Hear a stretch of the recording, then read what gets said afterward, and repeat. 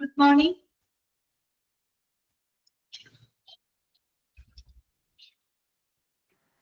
Good morning, ma'am. Okay, good morning. Good morning, ma'am. Okay, good morning. Good morning. Good morning, Miss. Okay, എല്ലാവർക്കും good morning. അപ്പൊ നമുക്ക് ഇന്നത്തെ class നമുക്ക് start ചെയ്യാം കേട്ടോ.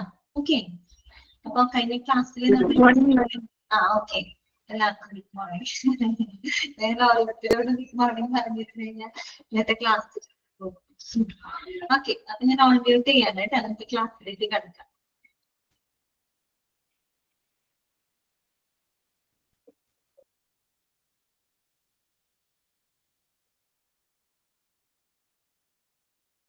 അപ്പൊ നമ്മള് ഇന്നത്തെ ക്ലാസ്സിൽ നമ്മള് സ്പില്ലേജ് വേസ്റ്റ് എന്താണെന്ന് പഠിച്ചിരുന്നു അല്ലെ.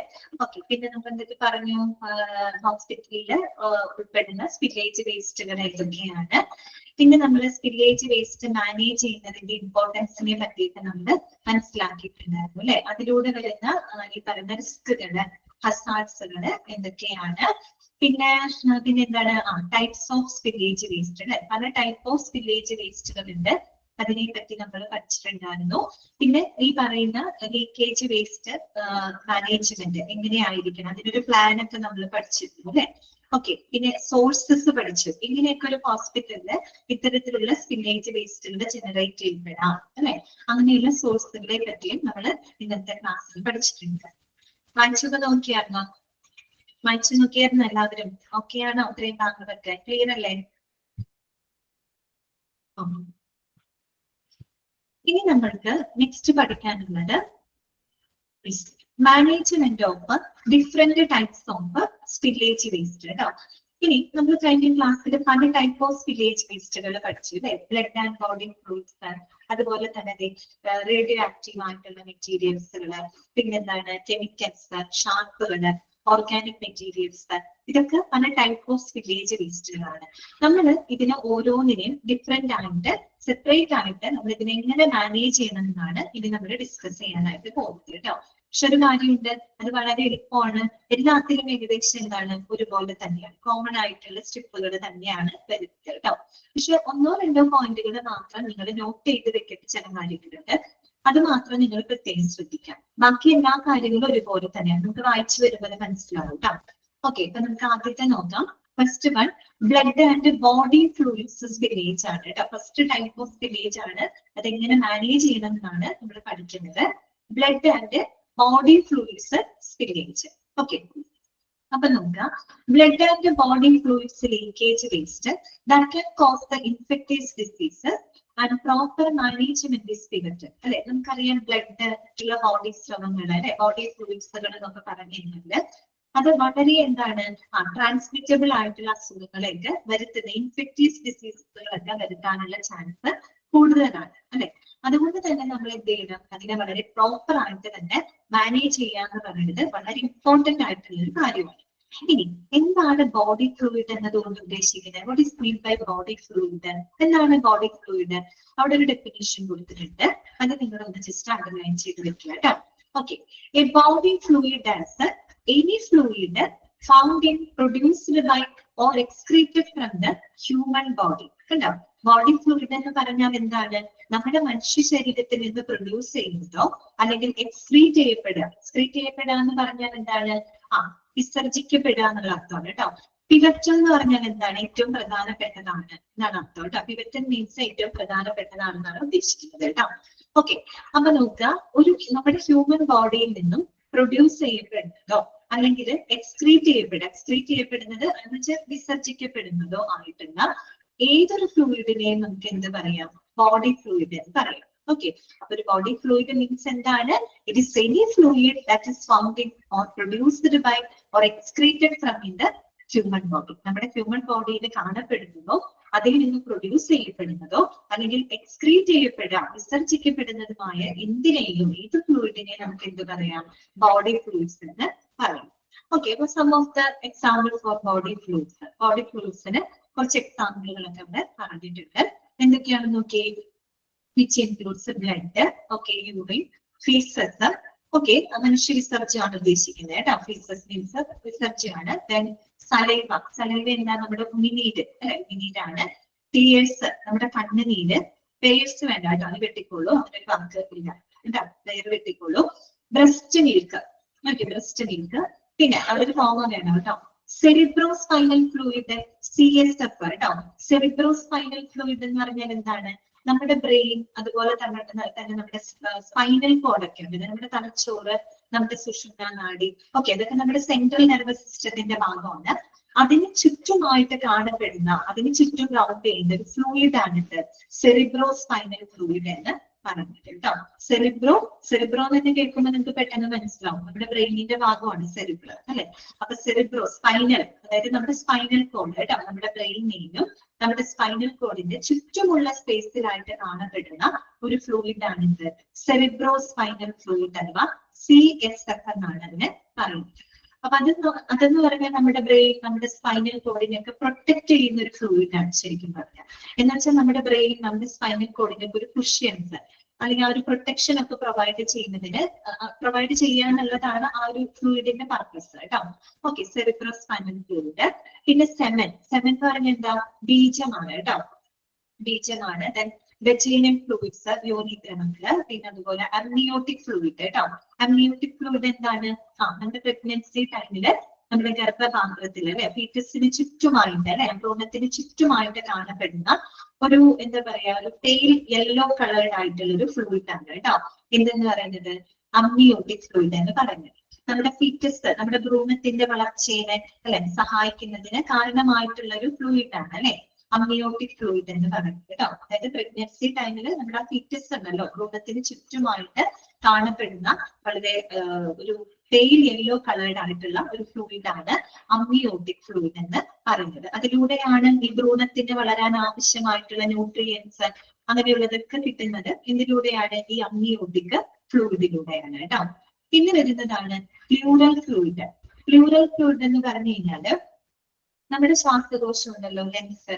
ഓക്കെ, നമ്മുടെ ലങ്സിനെ കവർ ചെയ്യുന്ന ഒരു മെംബ്രെയിൻ ഉണ്ട്, അതിനെ നമ്മള് പ്ലൂറ എന്നാണ് പറയുന്നത് കേട്ടോ. ഓക്കെ, പ്ലൂറ എന്നാണ് പറയുന്നത്. വെജൈനൽ ഫ്ലൂയിഡ് എന്ന് പറഞ്ഞാൽ യോനിസ്രവം കേട്ടോ. ഓക്കെ, അടുത്തത് നമ്മൾ പറഞ്ഞുകൊണ്ടിരുന്നത് പ്ലൂറൽ ഫ്ലൂയിഡിനെ പറ്റിയിട്ടാണ് കേട്ടോ. പ്ലൂറൽ ഫ്ലൂയിഡ് എന്ന് പറഞ്ഞു കഴിഞ്ഞാല് എന്താണ്? നമ്മളുടെ ശ്വാസകോശത്തിനെ കവർ ചെയ്യുന്ന ഒരു മെംബ്രെയിൻ ഉണ്ട്, അതിന് നമ്മൾ പ്ലൂറ എന്നാണ് പറയുന്നത് കേട്ടോ. എന്താണ് പറയാ? പ്ലൂറ എന്നാണ് പറയുക. ഈ ലങ്സിനും, അതായത് നമ്മുടെ ശ്വാസകോശത്തിനും നമ്മുടെ ചെസ്റ്റ് കാവിറ്റിക്കും ഇടയിലുള്ള സ്പേസിലായിട്ട്, അതായത് ഈ പ്ലൂറ എന്ന് പറയുന്ന ആ ഒരു മെംബ്രെയിൻ അകത്തായിട്ട് കാണപ്പെടുന്ന ഫ്ലൂയിഡ് ആണിത് പ്ലൂറൽ ഫ്ലൂയിഡ് എന്ന് പറയുന്നത് കേട്ടോ. ഓക്കെ, ഇതൊക്കെ ചിലപ്പോ ചിലർക്ക് കേട്ടിട്ടുണ്ടാവും. അപ്പൊ ഇനിയെങ്കിലും എവിടെയെങ്കിലൊക്കെ കേൾക്കുകയാണെങ്കിൽ ശ്രദ്ധിക്കുക കേട്ടോ. പ്ലൂറ എന്ന് പറഞ്ഞാൽ നമ്മുടെ ശ്വാസകോശത്തിനെ കവർ ചെയ്യുന്ന ഒരു മെംബ്രെയിൻ ആണ് കേട്ടോ, ഒരു സ്ഥലം എന്നൊക്കെ നമ്മൾ പറയില്ലേ, അതിനകത്ത് കാണപ്പെടുന്ന ഒരു ഫ്ലൂയിഡ് ആണ്. അത് നമ്മുടെ ലങ്സിനെ പ്രൊട്ടക്ട് ചെയ്യാൻ വേണ്ടിയിട്ടാണ് കേട്ടോ. ഓക്കെ, ലങ്സിനെയൊക്കെ പ്രൊട്ടക്ട് ചെയ്യാൻ വേണ്ടിയിട്ടാണ് ഇങ്ങനെയുള്ള ഫ്ലൂയിഡുകൾ. ഓക്കെ, അപ്പൊ ഇത്തരം പ്ലൂറൽ ഫ്ലൂയിഡ്. അതുപോലെ തന്നെ എന്താണ്? Peritoneal fluid. പെരിറ്റോണിയം എന്താണെന്ന് കഴിഞ്ഞ് നമ്മൾ ഡയാലിസിസിൽ പഠിച്ചു അല്ലെ, നമ്മുടെ അബ്ഡോമിനെ കവർ ചെയ്യുന്ന, ദാറ്റ് മീൻസ് നമ്മുടെ ബെല്ലി ഏരിയയുടെ അവിടുത്തെ ഓർഗൻസിനെയൊക്കെ കവർ ചെയ്തുകൊണ്ടുള്ള ഒരു മെംബ്രെയിൻ ആണ് പെരിറ്റോണിയം എന്ന് നമ്മൾ പഠിച്ചിരുന്നു അല്ലെ. അതിനകത്ത് നിറഞ്ഞിരിക്കുന്ന ഒരു ദ്രാവകമാണ് പെരിറ്റോണിയൽ ഫ്ലൂയിഡ് എന്ന് പറയുന്നത്. പിന്നെ ബൈൽ എന്താണ്? പിത്തരസം. ബൈൽ എന്താണ്? പിത്തരസം. ബൈൽ ആരാ ഉത്പാദിപ്പിക്കുന്നത്? നമ്മുടെ ലിവർ ആണ് അല്ലെ, നമ്മുടെ കരൾ ഉത്പാദിപ്പിക്കുന്നതാണ് എന്ത്? ബൈൽ എന്ന് പറയുന്നത്, പിത്തരസം അല്ലെ. അത് ഈ ഗോൾ ബ്ലാഡറിനകത്ത് അതിനകത്താണ് സ്റ്റോർ ചെയ്ത് വെക്കുന്നത് കേട്ടോ. ഓക്കെ, ബൈൽ, പിത്തരസം. അതുപോലെ തന്നെ ഡൈജസ്റ്റീവ് ജ്യൂസസ്, ദഹനരസങ്ങള്. ദഹനരസം എന്ന് പറയുമ്പോൾ നമ്മുടെ ഡൈജഷനെ ഹെൽപ്പ് ചെയ്യുന്ന നമ്മുടെ ഗ്യാസ്ട്രിക് ജ്യൂസസ് അല്ലെ, നമ്മൾ അതൊക്കെ എന്താണ്? ആമാശയത്തിലൊക്കെ ഉള്ള ദഹനരസങ്ങളുണ്ട്, എൻസൈംസുകളൊക്കെ ഉണ്ട്, അതൊക്കെയാണ് അവിടെ ഉദ്ദേശിക്കുന്നത് കേട്ടോ, ഡൈജസ്റ്റീവ് ജ്യൂസസ്. പിന്നെന്താണ്? വൊമിറ്റ് ആൻഡ് പസ് അല്ലെ. പസ് എന്ന് പറയുമ്പോൾ അറിയാലോ, പഴുപ്പാണ്. ഇപ്പൊ നമുക്ക് മുറിവൊക്കെ ഉണ്ടായി കഴിഞ്ഞാൽ ഇതിനൊക്കെ നമ്മൾ ചലനമൊക്കെ പറയില്ല, സംഭവമാണ്. പിന്നെ വൊമിറ്റ് അറിയാലോ, ഛർദി, പസ്, ഇതൊക്കെ എന്താണ്? ഇതൊക്കെ ബോഡി ഫ്ലൂയിഡ്സുകളാണ് അല്ലെ, ശരിയല്ലേ? നമ്മുടെ ഹ്യൂമൻ ബോഡിയിൽ കാണപ്പെടുന്നതോ അല്ലെങ്കിൽ അതിൽ നിന്ന് നമ്മുടെ ഹ്യൂമൻ ബോഡിയിൽ നിന്ന് പ്രൊഡ്യൂസ് ചെയ്യപ്പെടുന്നതോ അല്ലെങ്കിൽ എക്സ്ക്രീറ്റ് ചെയ്യപ്പെടുന്ന ഏതൊരു ഫ്ലൂയിഡ്സിനെ നമുക്ക് എന്ത് പറയാം? ബോഡി ഫ്ലൂയിഡ്സ് എന്ന് പറയാം. ഓക്കെ, അപ്പോ ഇത്തരത്തിലുള്ള ബ്ലഡ് ആൻഡ് ബോഡി ഫ്ലൂയിഡ്സിന്റെ ഒക്കെ സ്പില്ലേജുകളെ നമ്മൾ എങ്ങനെയാണ് അതിനെ മാനേജ് ചെയ്യുന്നത്? ഓക്കെ, അപ്പൊ ഇത്രയും ഭാഗങ്ങൾ ക്ലിയർ ആണോ നമുക്ക്? അല്ല, ഇതിനെല്ലാം ഇത് മനസ്സിലായല്ലോ നിങ്ങൾക്ക്? ഓക്കെ, ഇനി എങ്ങനെ നമുക്കത് മാനേജ് ചെയ്യാം കേട്ടോ. അപ്പോ ഇതെല്ലാം ഇതിൽ പറയുന്ന അതേ കാര്യങ്ങൾ തന്നെയാണ് നെക്സ്റ്റിലും വരുന്നത് കേട്ടോ. ഓക്കെ, ശ്രദ്ധിക്കാം. Wear protective equipment. ഒന്നാമത്തെ എന്താണ്? പേഴ്സണൽ പ്രൊട്ടക്റ്റീവ് എക്യുപ്മെന്റുകൾ ധരിക്കുക. അതാണ് ഒന്നാമത്തെ കാര്യം അല്ലെ. ഫസ്റ്റ് മാനേജ് ചെയ്യുമ്പോൾ നമ്മൾ ശ്രദ്ധിക്കേണ്ട കാര്യങ്ങളിൽ ഒന്നാമത്തെ എന്താണ്? വിയർ പ്രൊട്ടക്റ്റീവ് എക്യുപ്മെന്റ് അഥവാ PPE എന്താണ്? പേഴ്സണൽ പ്രൊട്ടക്റ്റീവ് എക്യുപ്മെന്റ്സുകൾ ധരിക്കുക അല്ലെ. നോക്കിയേ, the persona should put on the proper personal protective equipment like the gloves, gowns and face shields before approaching the spillage to prevent contact with the liquid. അപ്പോൾ ഇത്തരത്തിലുള്ള body അല്ലെങ്കിൽ blood and body fluids ഒക്കെ ആയിട്ട് അത്തരം spillage വേസ്റ്റുകൾ handle ചെയ്യാൻ പോകുന്ന സമയത്ത് സ്റ്റാഫുകൾ നിർബന്ധമായിട്ട് എന്ത് ചെയ്തിരിക്കണം? പേഴ്സണൽ പ്രൊട്ടക്റ്റീവ് എക്യുപ്മെന്റുകൾ ധരിച്ചിരിക്കണം. അതായത് ഗ്ലൗസുകള്, ഗൗണുകള്, ഫേസ് ഷീൽഡുകളൊക്കെ ധരിച്ചുകൊണ്ടായിരിക്കണം അവരെന്ത് ചെയ്യേണ്ടത്? അതിനെ സമീപിക്കാനായിട്ട് കേട്ടോ. പിന്നെ രണ്ടാമത്തെ എന്താണ്? Contain the spill. ഈ കണ്ടെയ്ൻ എന്ന വാക്ക് ഇന്നലെ നമ്മൾ പറഞ്ഞതാണ്, പല സ്ഥലത്ത് വരും ഞാൻ പറഞ്ഞിരുന്നു. കണ്ടെയ്ൻ ചെയ്യാന്ന് പറഞ്ഞാൽ എന്താണ്? കൺട്രോൾ ചെയ്യാനാണ് ഉദ്ദേശിക്കുന്നത് കേട്ടോ. കണ്ടെയ്ൻ മീൻസ് എന്താണ്? കൺട്രോൾ ചെയ്യാം. ആ സ്പില്ലേജിന്റെ ഫർദർ ആയിട്ടുള്ള സ്പ്രെഡിങ്ങിനെ നമ്മൾ പ്രിവെന്റ് ചെയ്യും, കൺട്രോൾ ചെയ്യാം. അതിനെയാണ് നമ്മൾ കണ്ടെയ്ൻ എന്ന് പറയുന്നത് കേട്ടോ. അപ്പൊ കണ്ടെയ്ൻ ദി സ്പിൽ, ആ സ്പില്ലിനെ നമ്മൾ കൺട്രോൾ ചെയ്യാം. എങ്ങനെ കൺട്രോൾ ചെയ്യാം? നമുക്ക് അതിന് വേണ്ടിയിട്ട് അബ്സോർബന്റ് മെറ്റീരിയലുകൾ ഉപയോഗിക്കാം അല്ലെ. Use absorbent materials such as paper towels or absorbent pads contain the spill and stop it from spreading അല്ലെ. അബ്സോർബന്റ് പാഡുകൾ, ഈ അബ്സോർബന്റ് അത്തരത്തിലുള്ള മെറ്റീരിയലുകളൊക്കെ ഉപയോഗിച്ചുകൊണ്ട് നമുക്ക് ആ സ്പില്ലിൽ എന്ത് ചെയ്യാം? അവിടെ വെക്കുകയാണെങ്കിൽ പെട്ടെന്ന് അത് എന്ത് ചെയ്യും?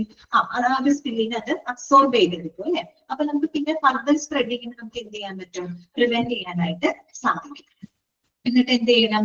To dispose of the materials put them in a bag or container marked biohazard. അതിനുശേഷം നമ്മൾ എന്ത് ചെയ്യണം? ഈ അബ്സോർബന്റ് പാഡ് മെറ്റീരിയൽ ഒക്കെ അവിടെ ഇട്ടിട്ട് വരികയാണ് ചെയ്യേണ്ടത് അല്ല.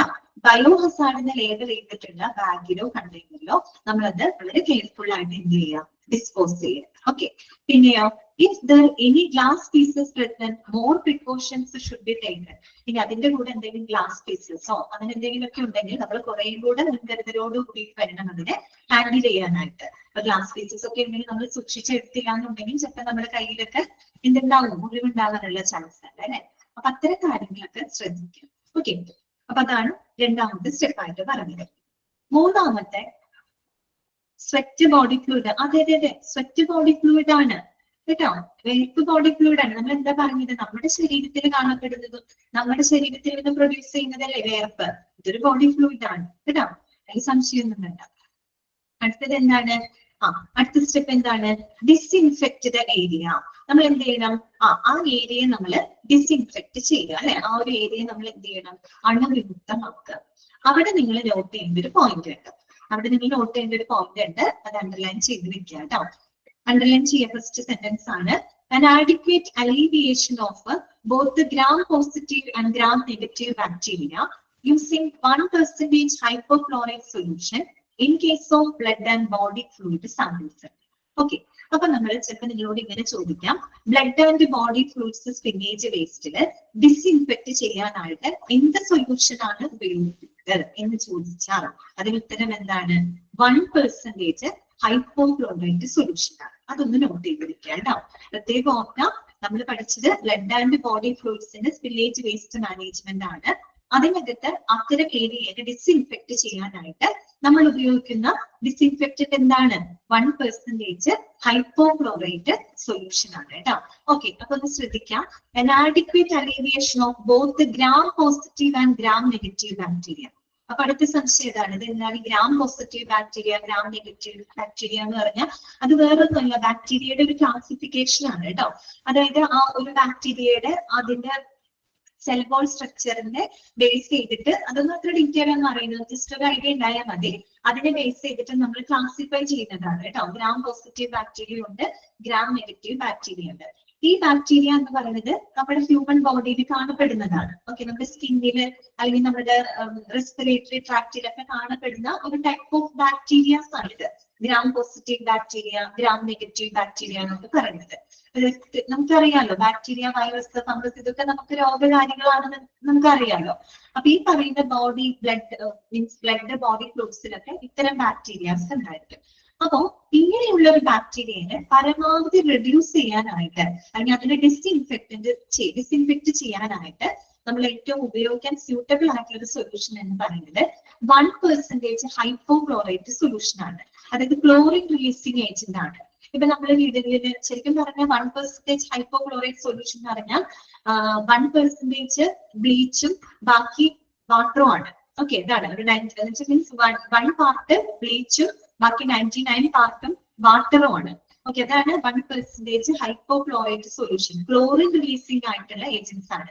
നമ്മൾ വീട്ടിലൊക്കെ ഈ ഡിസിൻഫെക്റ്റന്റ് ആയിട്ട് ബ്ലീച്ച് ഒക്കെ ഇടാറില്ലേ നമ്മള്. ബ്ലീച്ചിൽ എന്താ ഉള്ളത്? ക്ലോറിൻ ആണുള്ളത്. ഈ ക്ലോറിൻ എന്ന് പറഞ്ഞാൽ ഭയങ്കര ഒരു അണുനാശിനിയാണ് ശരിക്കും പറഞ്ഞാൽ. അപ്പൊ ഇത്തരത്തിലുള്ള gram positive bacteria, gram negative bacteria ഒക്കെ നശിപ്പിക്കാനായിട്ട് നമ്മൾ എന്ത് ഉപയോഗിക്കാം? 1% ഹൈപ്പോക്ലോറൈറ്റ് സൊല്യൂഷൻ ഉപയോഗിച്ചുകൊണ്ട് ആ ഒരു ഏരിയ നമ്മൾ എന്ത് ചെയ്യാം? ഡിസിൻഫെക്റ്റന്റ് ചെയ്യാം. ഓക്കെ, അത് എവിടെയാണ് നമ്മൾ പറഞ്ഞത്? ബ്ലഡ് ആൻഡ് ബോഡി ഫ്ലൂയിഡ്സിന്റെ മാനേജ്മെന്റിനാണ്. അത് നോട്ട് ചെയ്ത് വെക്കണം കേട്ടോ. അതിനുശേഷം എന്ത് ചെയ്യാം? Use a disinfectant solution to cleanse the affected area completely using apt solution. That means chlorine releasing agent. ഇതുപോലെ ക്ലോറിൻ റിലീസിംഗ് ആയിട്ടുള്ള ഒരു ഏജന്റ് ആണ് ഹൈപ്പോക്ലോറൈറ്റ് സൊല്യൂഷൻ എന്ന് പറയുന്നത് കേട്ടോ. അപ്പൊ ഈ ഒരു സൊല്യൂഷൻ ഉപയോഗിച്ചിട്ട് നമ്മൾ ആ ഏരിയ കംപ്ലീറ്റ് ആയിട്ട് നമ്മൾ എന്ത് ചെയ്യാം? ഡിസിൻഫെക്റ്റന്റ് ചെയ്യാം കേട്ടോ. ഡിസിൻഫെക്ട് ചെയ്യാം.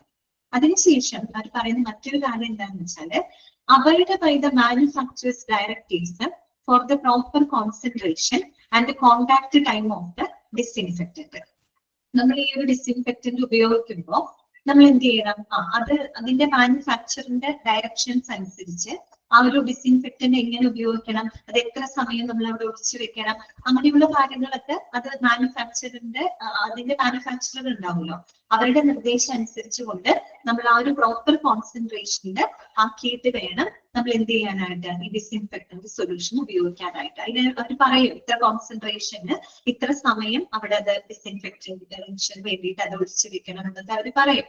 അപ്പൊ അത്തരം ആ മാനുഫാക്ചറിന്റെ ഈ പറയുന്ന നിർദ്ദേശങ്ങൾ അനുസരിച്ചിട്ട് അത് പ്രോപ്പർ കോൺസെൻട്രേഷൻ മെയിൻറ്റെയിൻ ചെയ്യാം. അതുപോലെ തന്നെ ആ ഏരിയയിൽ നമ്മൾ കുറച്ച് സമയം നമ്മൾ ഒഴിച്ചുടനെ തന്നെ അത് വാഷ് ചെയ്യില്ലല്ലോ. ചിലപ്പോൾ ഒഴിച്ച് നമ്മൾ ഒരു അരമണിക്കൂറോ 3/4 മണിക്കൂറോ ഒക്കെ ചിലപ്പോൾ അങ്ങനെ വെക്കും. എന്നിട്ടായിരിക്കും നമ്മളത് എന്ത് ചെയ്യുന്നത്? ക്ലീൻ ചെയ്യുന്നത്. അപ്പൊ അത് അവർ പറയും ആ മാനുഫാക്ചറിന്റെ ഡയറക്ഷൻ അനുസരിച്ച് അതേപോലെ contact time means nothing this amount of time needed to remain the solution in the surface. ആ ഒരു സർഫസിന് ആ ഒരു സൊല്യൂഷൻ നമ്മൾ എത്ര സമയം ഒഴിച്ച് വെക്കണം എന്നുള്ളതാണ് കോണ്ടാക്ട് ടൈം എന്ന് ഉദ്ദേശിക്കുന്നത് കേട്ടോ. അത് ഈ മാനുഫാക്ചറിന്റെ നിർദ്ദേശം അനുസരിച്ച് ചെയ്യാനാണ് പറയുന്നത് കേട്ടോ. ഇത്രയും കാര്യങ്ങളാണ് അവിടെ ശ്രദ്ധിക്കേണ്ടത് കേട്ടോ. ഡിസിൻഫെക്ഷന് വേണ്ടിയിട്ട് നമ്മൾ എന്ത് ഉപയോഗിക്കാം? 1% ഹൈപ്പോക്ലോറൈറ്റ് സൊല്യൂഷൻ ഉപയോഗിക്കാം. ഓക്കെ, അടുത്തത് എന്താണ്? Then the area should be made clean using the water and the general purpose detergent allowed to air dry. അതിനുശേഷം നമ്മൾ ആ ഡിസിൻഫെക്റ്റന്റ് ചെയ്തിട്ടുള്ള ആ ഏരിയ നല്ലപോലെ വെള്ളമൊക്കെ ഉപയോഗിച്ച് നമ്മുടെ വെള്ളമോ ഡിറ്റർജന്റുകളൊക്കെ ഉപയോഗിച്ച് നല്ലപോലെ അവിടെ ക്ലീൻ ചെയ്യാം. നല്ലോണം ക്ലീൻ ചെയ്യാം. എന്നിട്ട് അത് ഉണങ്ങാനായിട്ട് അനുവദിക്കുക. ഡ്രൈ ആണ് പറയുന്നത് കേട്ടോ. ഇത് തന്നെ ഉണങ്ങാനായിട്ട് അനുവദിക്കുക. അതിനുശേഷം പറയുന്നത് get rid of waste. Get rid of waste എന്ന് പറഞ്ഞാൽ നമ്മൾ ഇത്തരം സാധനങ്ങളൊക്കെ കളയാൻ വേണ്ടി നമ്മൾ ഉപയോഗിച്ച കുറെ മെറ്റീരിയൽസ് ഒക്കെ ഉണ്ടല്ലോ, അതൊക്കെ എടുത്ത് മാറ്റി കളയുക. ഓക്കെ, അതാണ് അവിടെ പറയുന്നത്.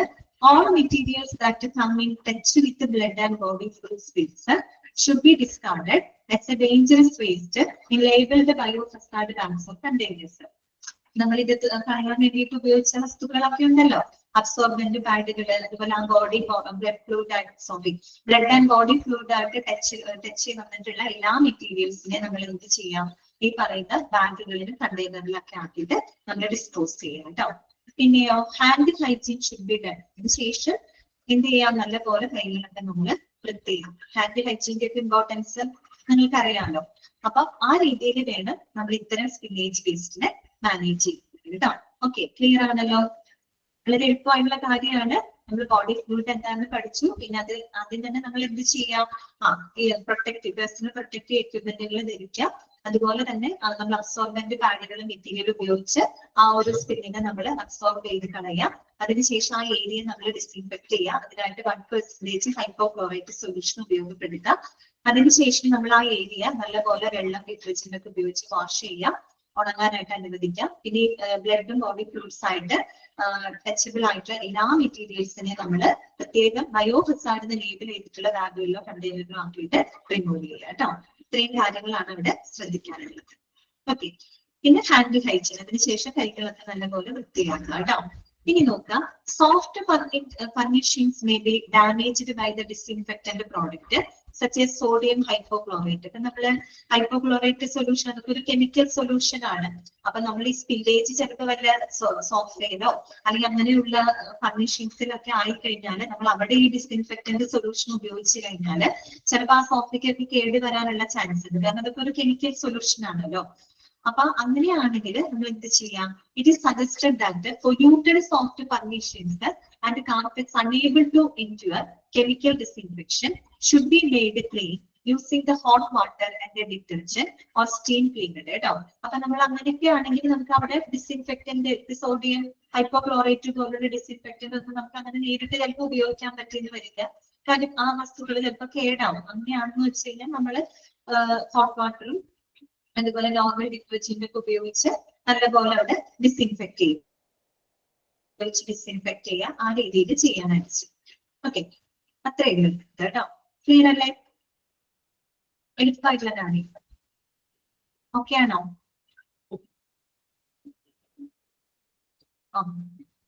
ഇനി അടുത്തത് കേട്ടോ. നെക്സ്റ്റ് നമ്മൾ പഠിക്കുന്നത് മെർക്കുറി സ്പില്ലേജ് വേസ്റ്റ് മാനേജ്മെന്റ് ആണ് കേട്ടോ. മെർക്കുറി സ്പില്ലേജ് വേസ്റ്റ് മാനേജ്മെന്റ് നമ്മള് കഴിഞ്ഞ ക്ലാസ്സിൽ പറഞ്ഞപ്പോ മെർക്കുറി, ലെഡ് അതൊക്കെ എന്താണ് വളരെ നമുക്ക് ഹെൽത്ത് ഇഷ്യൂസ് ഒക്കെ ഉണ്ടാക്കുന്ന ചില മെറ്റീരിയൽസുകളാണ് അല്ലെ. അപ്പോ ഇത്തരം മെർക്കുറിയുടെ സ്പില്ലേജ് വേസ്റ്റുകളെ നമ്മൾ ഏത് രീതിയിലാണ് മാനേജ് ചെയ്യുന്നത് കേട്ടോ. ഏകദേശം ഒരുപോലെ തന്നെയാണ്. Okay, mercury leakage can be dangerous to human health and environment and actual management is vital. ഇതുപോലെ തന്നെ പ്രോപ്പർ മാനേജ്മെന്റ് വളരെയധികം ഇമ്പോർട്ടന്റ് ആണ്. പ്രത്യേകിച്ച് ഇങ്ങനെയുള്ള മെർക്കുറി, ലെഡ് പോലെയുള്ള ഐറ്റംസുകളൊക്കെ സ്പിൽ ചെയ്യപ്പെട്ട് കഴിഞ്ഞാൽ അത് പ്രോപ്പർ ആയിട്ട് മാനേജ് ചെയ്തില്ല എന്നുണ്ടെങ്കിൽ അത് നമ്മുടെ ഹെൽത്തിനെ എൻവയോൺമെന്റിനെയൊക്കെ വളരെ ദോഷകരമായിട്ട് ബാധിക്കുന്നുണ്ട് കേട്ടോ. അപ്പൊ ആദ്യം നമ്മൾ ചെയ്യുന്നത് എന്താണെന്നറിയോ? Evict the area. ആ ഏരിയയിൽ നിന്നും ആളുകൾ ഇവാക്യുവേറ്റ് ചെയ്യുക എന്നുള്ളതാണ് ആദ്യം ശ്രദ്ധിക്കേണ്ടത്. അവിടെ ആളുകൾ ഉണ്ടെങ്കിൽ അവരെ എത്രയും പെട്ടെന്ന് നമ്മൾ മറ്റേതെങ്കിലും സേഫ് ആയിട്ടുള്ള സ്ഥലത്തേക്ക് അവരെ മാറ്റുക. കാരണം ഇതിൽ നിന്നൊക്കെ വരുന്ന ഫ്യൂംസുകള് കാര്യങ്ങളൊക്കെ നമുക്ക് ഭയങ്കര ഹെൽത്ത് ഇഷ്യൂസ് ഉണ്ടാക്കുന്നതാണ്.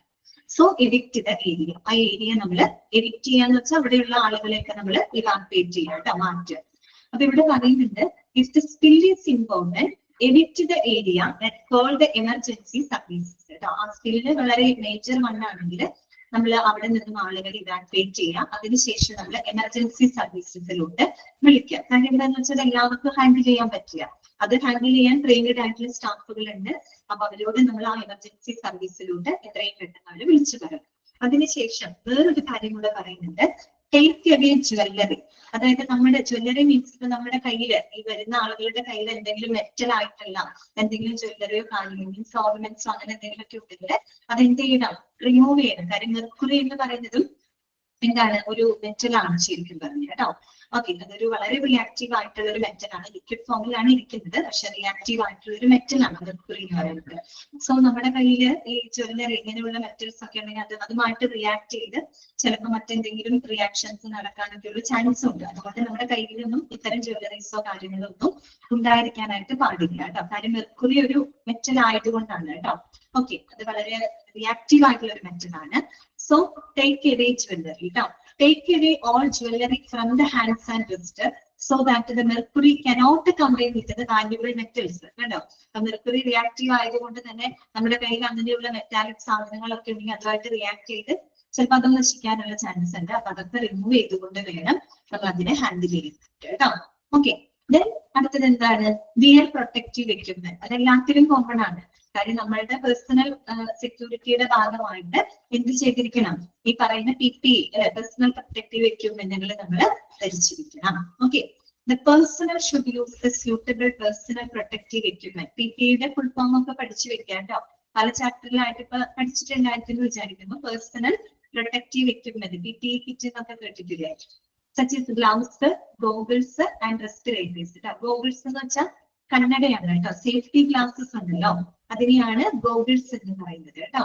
റെസ്പിറേറ്റേഴ്സ് മീൻസ് മെഡിക്കൽ ഒരു ഡിവൈസ് ആണ്. അതായത് നമ്മൾ ഇത്തരത്തിലുള്ള കെമിക്കൽ ഫ്യൂംസുകളൊന്നും ശ്വസിക്കാതിരിക്കാനായിട്ട് നമ്മൾ ഉപയോഗിക്കുന്ന ഒരു ഡിവൈസ് ആണ് കേട്ടോ റെസ്പിറേറ്റേഴ്സ്. നിങ്ങൾ ഈ സിനിമയിലും ടിവിയിലൊക്കെ നിങ്ങൾ കണ്ടിട്ടുണ്ടായിരിക്കും, സിനിമയിലൊക്കെ കണ്ടിട്ടുണ്ടാവും. അങ്ങനെ രണ്ട് സൈഡിലൊരു റൗണ്ടിലൊരു മാസ്ക് പോലത്തെ ഒരു സംഭവമാണിത്.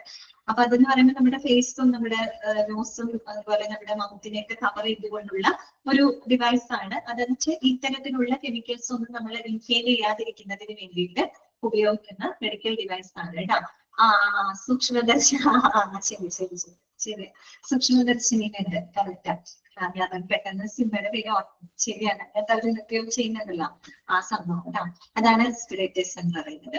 പിന്നെന്താണ്, അപ്പൊ before going to the state to avoid the connection with mercury and prevent inhalation of mercury vapours. Mercury vapours ഒന്നും നമ്മുടെ ശരീരത്തിലേക്ക് പോവാതിരിക്കാൻ വേണ്ടിയിട്ടാണ് കേട്ടോ നമ്മൾ അങ്ങനെയുള്ള റെസ്പിറേറ്ററുകളൊക്കെ ഉപയോഗിക്കുന്നത്. അപ്പൊ അത് പ്രത്യേകം ശ്രദ്ധിക്കാം. പിന്നെ നേരത്തെ പറഞ്ഞ ഈ സ്റ്റെപ്പുകളാണ്. കണ്ടെയ്ൻ ദ സ്കില്ല്, ആ സ്കില്ല് നമ്മൾ കൺട്രോൾ ചെയ്യാം. എങ്ങനെ കൺട്രോൾ ചെയ്യണം? അതിന് വേണ്ടിയിട്ട് use a mercury spill kit or absorbent material like absorbent pads to contain the spill and prevent it from spreading. Same step ആണ്. ഓക്കെ, അബ്സോർബന്റ് പാഡുകൾ ഉപയോഗിക്കാം. മെർക്കുറി സ്പിൽ കിറ്റ് ഉണ്ട് അതിന് വേണ്ടി പ്രത്യേകമായിട്ട്. ആ കിറ്റ് ഉപയോഗിച്ചുകൊണ്ട് അബ്സോർബന്റ് പാഡുകൾ ഉപയോഗിച്ച് നമ്മൾ എന്ത് ചെയ്യാം, ആ സ്പില്ലേജിനെ അബ്സോർബ് ചെയ്തെടുക്കാം. ഓക്കെ, then എന്ത് ചെയ്യണം? Put the materials in a labeled hazardous waste bag or container for discarding. അതിനുശേഷം നമ്മൾ ഈ പറയുന്ന പോലെ വേസ്റ്റ് ബാഗിലോ കണ്ടെയ്നറിലോ അത് പ്രത്യേകം നമ്മൾ ഡിസ്പോസ് ചെയ്യണം കേട്ടോ. If it is A small spillage, അതൊരു ചെറിയ സ്പില്ലേജ് ആണെന്ന് വിചാരിക്കുക. അതായത് വലിയൊരു അബ്സോർബന്റ് പാഡ് ഒന്നും ഉപയോഗിക്കേണ്ട ആവശ്യമില്ല.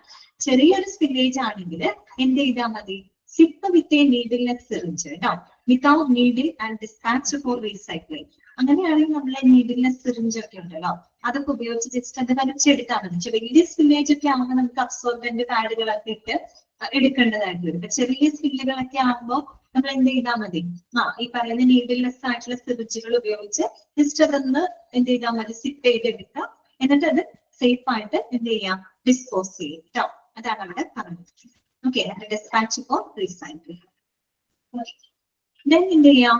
ക്ലീൻ അപ്പ് ദ സ്പിൽ അല്ലെ. അത് നമ്മൾ കണ്ടെയ്ൻ ചെയ്ത് കഴിഞ്ഞാല്, കണ്ടെയ്ൻ ചെയ്യാന്ന് വെച്ചാൽ അബ്സോർബന്റ് പാഡുകൾ ഉപയോഗിച്ച് അബ്സോർബ് ചെയ്ത് എടുത്തു കഴിഞ്ഞാല് നമ്മളത് ബാഗിലോ കണ്ടെയ്നറിലോ ഡിസ്പോസ് ചെയ്യാം.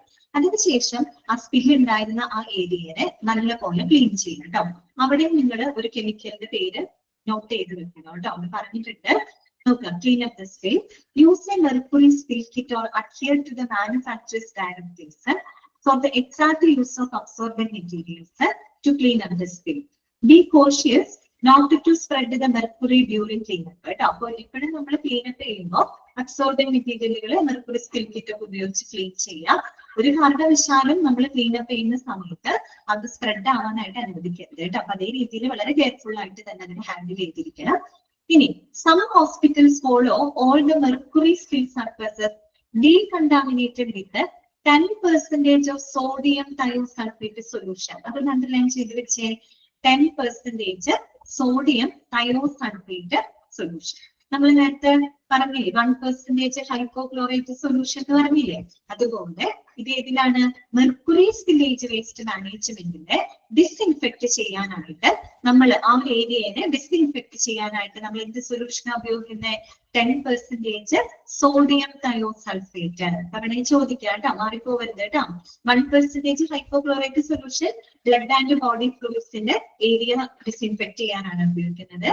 10% സോഡിയം തയോസൾഫേറ്റ് സൊല്യൂഷൻ നമ്മൾ യൂസ് ചെയ്തിട്ട് മെർക്കുറി സ്പില്ലേജ് വേസ്റ്റ് ഏരിയനെ ഡിസ്ഇൻഫെക്ട് ചെയ്യുന്നതായിട്ടാണ് കേട്ടോ. ഓക്കെ, NA2O3 എന്ന് പറയുന്ന ഒരു കെമിക്കൽ ഫോർമുലുള്ള ഒരു ഡിസ്ഇൻഫെക്ടന്റ് കെമിക്കൽ ആണ് കേട്ടോ. 10% സോഡിയം തയോസൾഫേറ്റ് സൊല്യൂഷൻ ആണ് കേട്ടോ. ഓക്കെ ഓക്കെ, അത്രയേ ഉള്ളൂ.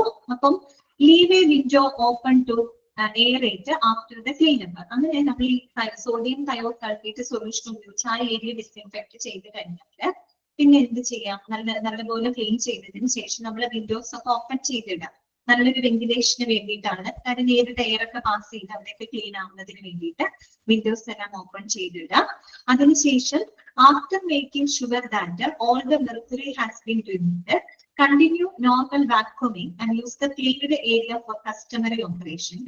അങ്ങനെ ഫുൾ ക്ലീൻ ആയതിനു ശേഷം ഉറപ്പുവരുത്തിയതിനു ശേഷം നമുക്കത് നോർമൽ വാക്യൂം ചെയ്യാം, വാക്യൂം ക്ലീനിങ് ചെയ്യാം. ഓക്കെ, വാക്യൂം ക്ലീനർ ഒക്കെ ഉപയോഗിച്ച് അവിടെ ക്ലീൻ ചെയ്യാം. അതിനുശേഷം മറ്റുള്ള പ്രവർത്തനങ്ങൾക്കായിട്ട് അത് ഉപയോഗിക്കാം. ആ ഏരിയ പിന്നെ നമുക്ക് ഉപയോഗിക്കാവുന്നതാണ് കേട്ടോ. കസ്റ്റമറി ഓപ്പറേഷൻ എന്ന് വെച്ചാൽ പതിവായിട്ടുള്ള പ്രവർത്തനങ്ങൾക്ക് പിന്നെ നമുക്ക് വീണ്ടും അത് യൂസ് ചെയ്യാവുന്നതാണ് കേട്ടോ. അപ്പൊ അവിടെ നോട്ട് ചെയ്യേണ്ട കാര്യം ഇത്രയേ ഉള്ളൂ. 10% സോഡിയം തയോസൾഫേറ്റ് സൊല്യൂഷൻ ആണ് കേട്ടോ. പിന്നെ എന്ത് ചെയ്യണം? Dispose of waste. ഈ വേസ്റ്റുകളെ നമ്മൾ ഡിസ്പോസ് ചെയ്യണം അല്ലെ.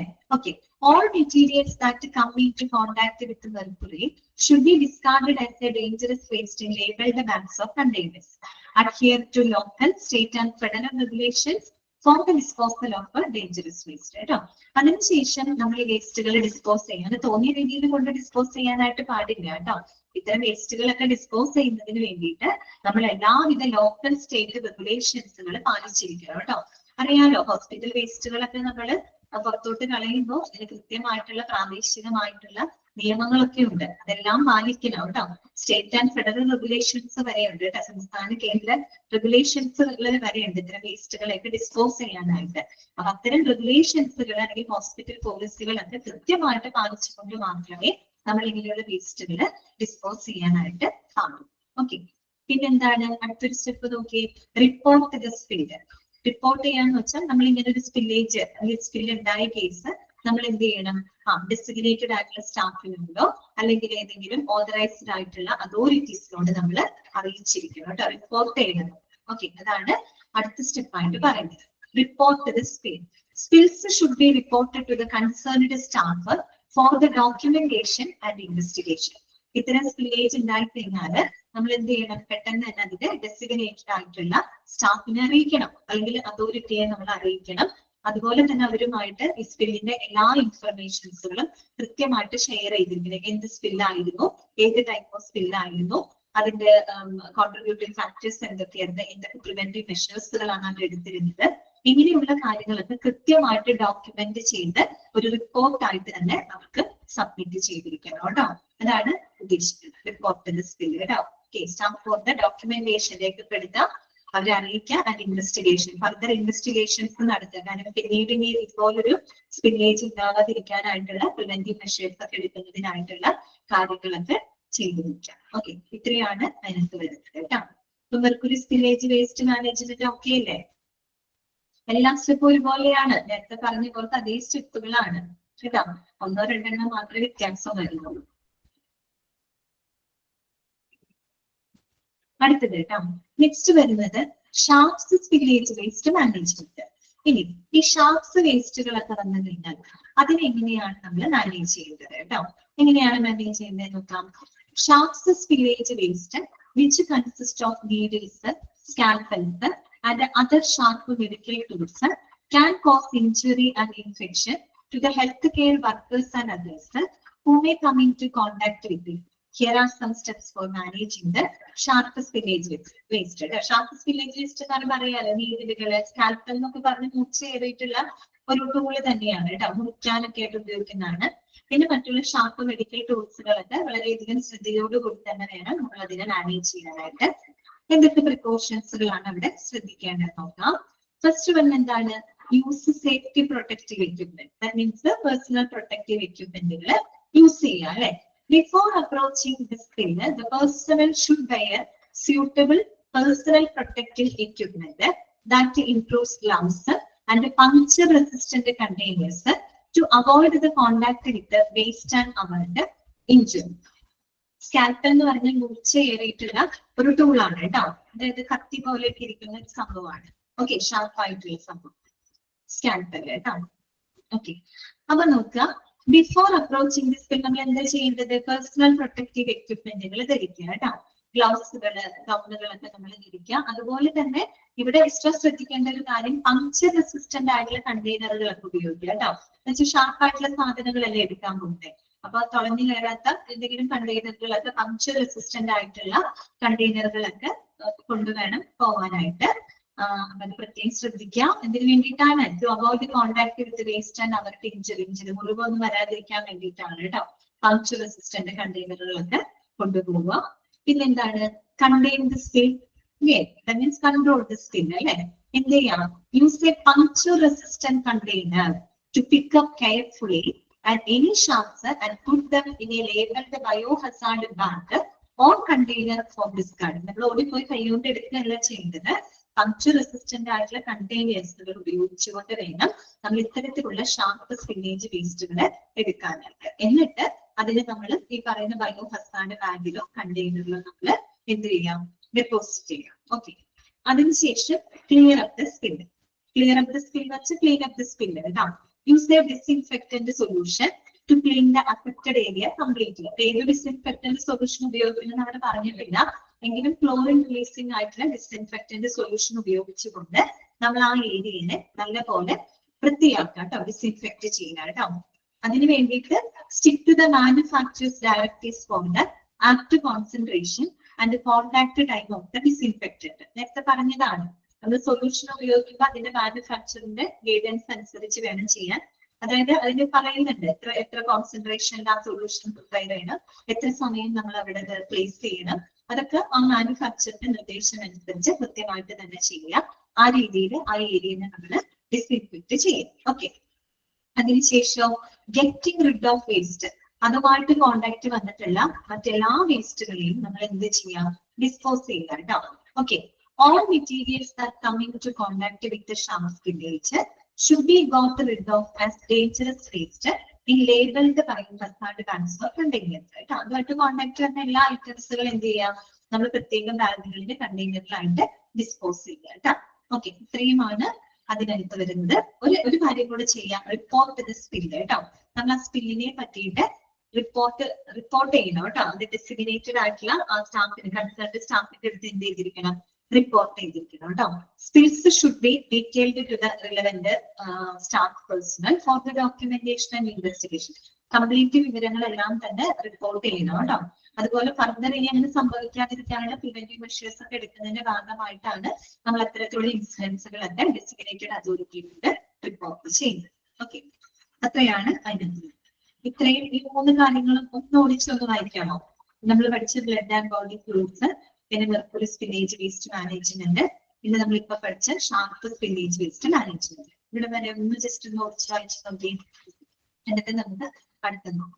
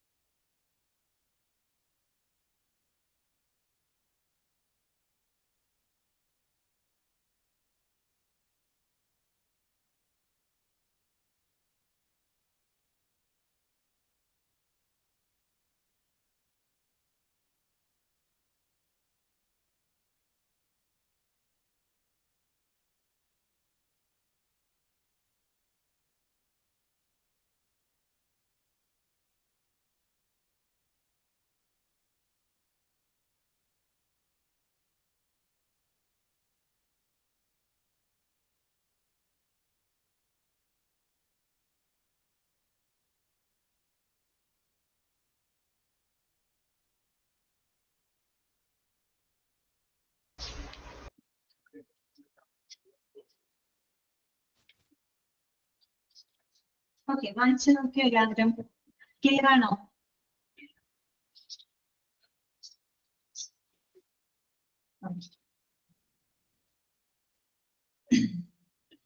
വായിച്ചു നോക്കിയപ്പോൾ മനസ്സിലായില്ലേ? എല്ലാത്തിന്റെ ഏകദേശം സ്റ്റെപ്പുകളൊക്കെ സിമിലർ ആണ് കേട്ടോ, ഒരേപോലെ തന്നെയാണ് പോയിക്കൊണ്ടിരിക്കുന്നത്. അപ്പൊ അത് നോട്ട് ചെയ്യുന്നത് ആ ഡിസിൻഫെക്റ്റന്റ് സൊല്യൂഷൻ മാത്രം നിങ്ങളൊന്ന് നോട്ട് ചെയ്ത് വെക്കുക കേട്ടോ. ഓക്കെ, ബാക്കിയുള്ള സ്റ്റെപ്പൊക്കെ ഒരുപോലെയാണ്. ഇനി നമുക്ക് നെക്സ്റ്റ് നോക്കാനുള്ളത് കെമിക്കൽ സ്പില്ലേജ് വേസ്റ്റ് മാനേജ്മെന്റ്. അതായത് നമുക്കറിയാം ലാബുകളിലൊക്കെ നമ്മൾ ഒരുപാട് കെമിക്കൽസ് റിയേജൻസുകളൊക്കെ ഉപയോഗിക്കുന്നുണ്ട് അല്ലെ. അപ്പൊ അത്തരം വേസ്റ്റുകളുടെ സ്പില്ലേജ് വന്നു കഴിഞ്ഞാൽ അത്തരം സ്പില്ലേജ് വേസ്റ്റുകളെ നമ്മൾ ഏത് രീതിയിലാണ് മാനേജ് ചെയ്യുന്നത്? ഓക്കെ, നോക്കുക. ഫസ്റ്റ് വൺ എന്താ ചെയ്യേണ്ടത്? Evaluate the state zone like minor or major spill. ആദ്യം തന്നെ നമ്മൾ ആ ഒരു സ്പില്ലേജ് ഉണ്ടായ ഏരിയ നമ്മൾ നല്ല പോലെ ഇവാലുവേറ്റ് ചെയ്ത് അവിടെ ഉണ്ടായിരിക്കുന്ന സ്പില്ലേജ് മൈനർ സ്പില്ലേജ് ആണോ മേജർ സ്പില്ലേജ് ആണോ എന്നുള്ളത് നമ്മൾ ആദ്യം തന്നെ മനസ്സിലാക്കുക. എന്നുവെച്ചാൽ വലിയ രീതിയിലൊരു സ്പില്ലേജ് അവിടെ നടന്നിട്ടുണ്ടോ അതോ ചെറിയ രീതിയിലുള്ള സ്പില്ലേജ് ആണോ എന്നുള്ളത് ആദ്യം നമ്മൾ ചെക്ക് ചെയ്ത് അത് നമ്മൾ ഇവാലുവേറ്റ് ചെയ്യാം. അതിനുശേഷം എന്താണ്? Edit the area. ആ ഏരിയയിൽ നിന്ന് എഡിറ്റ് ചെയ്യാന്ന് വെച്ചാൽ ആ ഏരിയയിൽ നിന്നുള്ള ആളുകളെ ഒക്കെ നമ്മൾ എന്ത് ചെയ്യാം? ഇവാക്യുവേറ്റ് ചെയ്യാം, അവിടെ നിന്ന് മാറ്റുക. നമ്മൾ നേരത്തെ പറഞ്ഞപ്പോ മെർക്കുറി സ്പില്ലേജ് വേസ്റ്റിൽ ഇത് പറഞ്ഞു. മെർക്കുറി കെമിക്കൽസ് റിയേജൻസ് എന്നൊക്കെ പറഞ്ഞു കഴിഞ്ഞാല് അത് വളരെ ഭയങ്കര എന്താ പറയാ ഡേഞ്ചറസ് ആയിട്ടുള്ള സംഭവം. കാരണം അതിൽ നിന്നൊക്കെ വരുന്ന അതൊക്കെ ശ്വസിച്ചു കഴിഞ്ഞാൽ ഭയങ്കര ഇഷ്യൂസ് വരും. അതുകൊണ്ട് തന്നെ മറ്റുള്ളത് പോലെയല്ല കെമിക്കൽസ് മെർക്കുറി റിയേജൻസ് എന്നൊക്കെ പറയുമ്പോൾ നമ്മൾ ആ ഏരിയയിൽ തന്നെ ആളുകൾ എന്ത് ചെയ്യണം? എത്രയും പെട്ടെന്ന് നമ്മളവിടെ ഇവാക്യുവേറ്റ് ചെയ്തിരിക്കണം. അതാണ് അവിടെ പറയുന്നത് കേട്ടോ. എവിക്റ്റ് ദ ഏരിയ, ഏരിയയിൽ നിന്നും എവിക്റ്റ് ചെയ്യുക. എന്നിട്ട് അതേപോലെ പറയുന്നു if the spill is important evict the area and call the emergency services കേട്ടോ. അപ്പൊ പെട്ടെന്ന് തന്നെ ആളുകൾ ഇവാക്യുവേറ്റ് ചെയ്തതിന് ശേഷം നമ്മുടെ എമർജൻസി സർവീസസിലോട്ട് കോൾ ചെയ്യുക. ഓക്കെ, ദെൻ പിന്നെ ബാക്കി എല്ലാ സ്റ്റെപ്പുകളും ഓൾമോസ്റ്റ് സിമിലർ തന്നെയാണ്, പഴയ പോലെ തന്നെ. വിയർ പ്രൊട്ടക്റ്റീവ് എക്യുപ്മെന്റ് അല്ലെ, വരുന്ന സ്റ്റാഫുകള് പേഴ്സണൽ പ്രൊട്ടക്റ്റീവ് എക്യുപ്മെന്റുകൾ ധരിച്ചുകൊണ്ട് മാത്രം അതിനെ കോണ്ടാക്ട് ചെയ്യുക അല്ലെ. The personnel should be suitable personal protective equipment like gloves, goggles and respirators before going to the spill to avoid the connection with the chemical and അവരുടെ inhalation of chemical smoke. ഇത് വീണ്ടും പറയുന്നില്ല, നേരത്തെ പറഞ്ഞ same കാര്യം തന്നെയാണ് കേട്ടോ. അടുത്തത് എന്താണ്? കണ്ടെയ്ൻ ദ സ്പിൽ അല്ലെ. ആ സ്പില്ലിനെ നമ്മൾ കൺട്രോൾ ചെയ്യുക. അബ്സോർബന്റ് പാഡുകളും മെറ്റീരിയലുകളൊക്കെ ഉപയോഗിക്കുക കേട്ടോ. Use absorbent material such as absorbent pads to contain the spill and prevent it from spreading. Okay. Place the materials in a labeled dangerous waste bag of the container for discarding. എന്നിട്ട് നമ്മളത് absorbent പാഡുകളൊക്കെ safe ആയിട്ട് തന്നെ നമ്മൾ ബാഗിൽ കണ്ടെയ്നറിലൊക്കെ ആയിട്ട് നമ്മളതിനെ പ്രത്യേകം എന്ത് ചെയ്യുക? ഡിസ്പോസ് ചെയ്ത് മാറ്റി വെക്കുക കേട്ടോ. എന്നിട്ടോ ക്ലീൻ അപ്പ് ദ സ്പിൽ അല്ലെ. ക്ലീൻ അപ്പ് ചെയ്യാന്ന് വെച്ചാൽ നമ്മൾ അവിടെ ഡിസിൻഫെക്ട് ചെയ്യാം, അതാണ് അവിടെ ഉദ്ദേശിക്കുന്നത് കേട്ടോ. Use suitable spill kits or stick to the manufacturers directives for the exact use of absorbent materials to clean up the spill. ശരിയായിട്ടുള്ള അബ്സോർബന്റ് മെറ്റീരിയലുകള് സൊല്യൂഷൻസുകൾക്ക് ഉപയോഗിച്ച് നമ്മൾ ആ സ്പിൽ ഏരിയ നല്ലപോലെ അവിടെ ക്ലീൻ ചെയ്യാം. Be cautious not to spread the chemical at the time of cleaning up. കേട്ടോ, ക്ലീൻ ചെയ്യുന്ന സമയത്ത് സ്പ്രെഡ് ആവാതെ പ്രത്യേകം ശ്രദ്ധിക്കാം. Then dispose of waste. കേട്ടോ. All materials that are coming into contact with a chemical should be thrown away as a dangerous waste into labeled bags of containers. Adhere to local, state and federal regulations for the disposal of dangerous waste. ഇത്തരം വേസ്റ്റുകളിലേക്ക് dispose ചെയ്യുമ്പോൾ നമ്മൾ ഈ പറയുന്ന local, state, federal റെഗുലേഷൻസുകൾ hospital കോഴ്സുകളൊക്കെ പാലിക്കുക കേട്ടോ. ആദ്യം ചെയ്യണം, അതൊക്കെ പാലിച്ചുകൊണ്ടായിരിക്കണം നമ്മളത് ഡിസ്പോസ് ചെയ്യുന്നത്. ഓക്കെ, അടുത്തത് എന്താണ്? റിപ്പോർട്ട് ദ സ്പിൽ കേട്ടോ. ഈ വിവരം നമ്മൾ റിപ്പോർട്ട് ചെയ്യാം. Spills should be reported to the concerned staff for documentation and investigation. Now, നമ്മൾ ഈ സ്പില്ലിന്റെ വിവരങ്ങൾ എത്രയും പെട്ടെന്ന് കൺസേൺഡ് സ്റ്റാഫിനോട് നമ്മൾ റിപ്പോർട്ട് ചെയ്യുക. അത് പ്രത്യേകം ഡോക്യുമെന്റ് ചെയ്യുക, രേഖപ്പെടുത്തുക, ഫർദർ ഇൻവെസ്റ്റിഗേഷൻസിൽ നടത്തുക. ഓക്കെ, ഇത്രയുമാണ് അത് വരുന്നത്. ക്ലിയർ ആണല്ലോ? സെയിം സ്റ്റെപ്പ് തന്നെയാണ് കേട്ടോ. പിന്നെ ഒരു കാര്യം ശ്രദ്ധിക്കാൻ, നമ്മൾ ഒരു സ്പില്ലേജ്, കെമിക്കൽ സ്പില്ലേജ് ഒക്കെ വരുന്ന സമയത്ത് അവിടെയുള്ള ആളുകളെയൊക്കെ നമ്മൾ നിർബന്ധമായിട്ട് മാറ്റിയിരിക്കണം. അത് കെമിക്കൽ സബ്സ്റ്റൻസുകൾ ആയതുകൊണ്ടാണ്. പിന്നെ മെർക്കുറിയുടെ കേസ് ആകുമ്പോൾ നമ്മൾ ജ്വല്ലറിയോ അങ്ങനെ എന്തെങ്കിലും മെറ്റൽസോ നമ്മുടെ ശരീരത്തിലേക്ക് ഉണ്ടെങ്കിൽ അത് പ്രത്യേകം എടുത്ത് മാറ്റാനും ശ്രദ്ധിക്കണം കേട്ടോ. ബാക്കി എല്ലാ കാര്യങ്ങളും ഒരുപോലെ തന്നെയാണ്. അപ്പം നമ്മൾ ഈ പറഞ്ഞ ഈ കെമിക്കൽ വേസ്റ്റ് സ്പില്ലേജ് ഉണ്ടല്ലോ, അതൊരു ഫ്ലോ ചാർട്ട് രീതിയിൽ അവിടെ കൊടുത്തിട്ടുണ്ട്. സംഭവം ഈ പറഞ്ഞ കാര്യങ്ങൾ തന്നെ കുറച്ചും കൂടെ ഈസി ആയിട്ട് നമുക്ക് മനസ്സിലാക്കാൻ പറ്റും. ഒരു ഫ്ലോ ചാർട്ട് പോലെ കൊടുത്തിട്ടുണ്ട്. നമുക്ക് ജസ്റ്റ് അതൊന്ന് നോക്കാം. Chemical spillage management. ആദ്യം നമ്മൾ എന്താ ചെയ്തത്? Check major or minor spillage അല്ലെ. നമ്മുടെ മേജർ സ്പില്ലേജ് ആണോ മൈനർ സ്പില്ലേജ് ആണോ എന്നുള്ളത് ചെക്ക് ചെയ്യുന്നു അല്ലെ. ചെക്ക് ചെയ്തിട്ട് രണ്ട് കാര്യങ്ങളാണ്. ഇഫ് മൈനർ ആണെങ്കിൽ എന്ത് ചെയ്യണം? നോട്ടിഫൈ എന്ന് കൊടുക്കണം കേട്ടോ. അവിടെ എത്തിച്ചേർക്കണേ. നോട്ടിഫൈ അതേഴ്സ് എന്നാണ് കേട്ടോ. അതർ ഇമീഡിയറ്റ്ലി എന്ന് വായിച്ചാൽ മനസ്സിലാവില്ല. Notify others immediately comprising of safety officers കേട്ടോ. സേഫ്റ്റി ഓഫീസേഴ്സ് ഉൾപ്പെടുന്ന ടീമിനെ നമ്മൾ എന്ത് ചെയ്യുക? നോട്ടിഫൈ ചെയ്യുക, അവരുടെ ശ്രദ്ധയിൽപ്പെടുത്തുക കേട്ടോ. അപ്പൊ നോട്ടിഫൈ ഒന്ന് എഴുതി ചേർക്കുക കേട്ടോ. ഓക്കെ, നമ്മൾ എന്താ ചെയ്തത്? ഐസോലേറ്റ് ഏരിയ ഡൺ PP അല്ലെ. ടെക്സ്റ്റിൽ ഉണ്ട് അല്ലെ. കുഴപ്പമില്ല, ടെക്സ്റ്റിൽ ഇവിടെ കണ്ടിട്ടുണ്ട് കേട്ടോ. Isolate area done PP. അതിനുശേഷം ആ ഏരിയ നമ്മൾ ഐസോലേറ്റ് ചെയ്യുന്നു. പേഴ്സണൽ പ്രൊട്ടക്റ്റീവ് എക്യുപ്മെന്റുകൾ ധരിച്ചുകൊണ്ട് ആളുകൾ അകത്തെത്തുന്നു.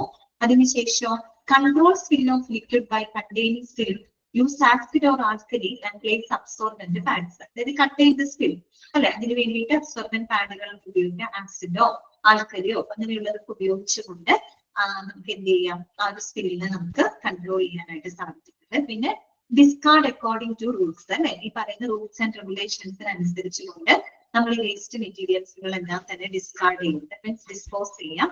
അതിനുശേഷം ഡീകണ്ടാമിനേറ്റ് ആൻഡ് ക്ലീൻ ഏരിയ. ആ ഏരിയ ഡീകണ്ടാമിനേറ്റ് ചെയ്യാം എന്നുവെച്ചാൽ നമ്മൾ ഡിസ്ഇൻഫെക്ടന്റ് സൊല്യൂഷൻ ഒക്കെ ഉപയോഗിച്ച് നല്ല രീതിയിൽ ഡീകണ്ടാമിനേറ്റ് ചെയ്യാം. ആൻഡ് ക്ലീൻ ഏരിയ, ആ ഏരിയ നല്ലപോലെ ക്ലീൻ ചെയ്യാം. അതിനുശേഷം raise incident forms. Raise incident form എന്ന് വെച്ചാൽ റിപ്പോർട്ട് ചെയ്യാനാണ് അർത്ഥമാക്കുന്നത് കേട്ടോ. നമ്മൾ ആ ഒരു ഇൻസിഡന്റ് സംഭവിച്ച കാര്യം അത് നമ്മൾ എന്ത് ചെയ്യണം? ഡെസിഗ്നേറ്റഡ് അതോറിറ്റിയോട് അറിയിക്കുക, റിപ്പോർട്ട് ചെയ്യുക കേട്ടോ. അതാണ് റേസ് ഇൻസിഡന്റ് ഫോംസ്. ആ ഇൻസിഡന്റ് നടന്ന കാര്യങ്ങൾ റിപ്പോർട്ട് ചെയ്യുക. ഓക്കെ, അത് ഈ ഒരു കാര്യത്തിൽ അങ്ങനെ പോകുന്നു. ഇറ്റ്സ് മൈനർ ആണെങ്കിൽ. ഇഫ് മേജർ ആണെങ്കിൽ സെയിം സ്റ്റെപ്പ് തന്നെയാണ് കേട്ടോ. നമ്മൾ പറഞ്ഞ ഫസ്റ്റത്തെ സ്റ്റെപ്പ് സെയിം തന്നെയാണ്. നോട്ടിഫൈ അതേഴ്സ്, മറ്റുള്ളവരെ നമ്മൾ അറിയിക്കുക. എവിക്റ്റ് ദ ഏരിയ, ആ ഏരിയയിൽ നിന്ന് ആളുകൾ ഇവാക്യുവേറ്റ് ചെയ്യുക. Prevent other from entering the area, മറ്റുള്ള ആളുകൾ ആ ഏരിയയിലേക്ക് പ്രവേശിക്കുന്നുണ്ടെങ്കിൽ അവരെ നമ്മൾ തടയാം. പിന്നെ watch four fire if flammable chemicals and manage properly. അതുപോലെ തന്നെ പെട്ടെന്ന് തീപിടിക്കാൻ സാധ്യതയുള്ള ഫ്ലെയിമബിൾ ആയിട്ടുള്ള കെമിക്കൽസ്, ആൽക്കഹോൾ കണ്ടന്റ് ഒക്കെ ഉണ്ടെങ്കിൽ പെട്ടെന്ന് കത്തുപിടിക്കാനുള്ള ചാൻസ് ഒക്കെ ഉണ്ട്. അപ്പൊ അങ്ങനെയുള്ള ഫ്ലെയിമബിൾ കെമിക്കൽസ് ആണെങ്കിൽ നമ്മൾ പ്രത്യേകം ശ്രദ്ധിക്കണം, തീപിടിക്കാൻ സാധ്യതയുണ്ട്. എന്നിട്ട് അതിന് ശരിയായ രീതിയിൽ പ്രോപ്പർ ആയിട്ട് തന്നെ മാനേജ് ചെയ്യും. ബാക്കി എല്ലാ കാര്യങ്ങളും ഇതുപോലെ തന്നെ സെയിം ആണ് കേട്ടോ. പ്രത്യേകം പിന്നെ എടുത്ത് പറയുന്നില്ല എന്ന് മാത്രം. ഇപ്പൊ മൈനർ ആണെങ്കിലും മേജർ ആണെങ്കിലും ഒരേ രീതിയിൽ തന്നെയാണ് ഇത് ചെയ്യേണ്ടത് കേട്ടോ. Okay, clear? ഓക്കെ ആണോ?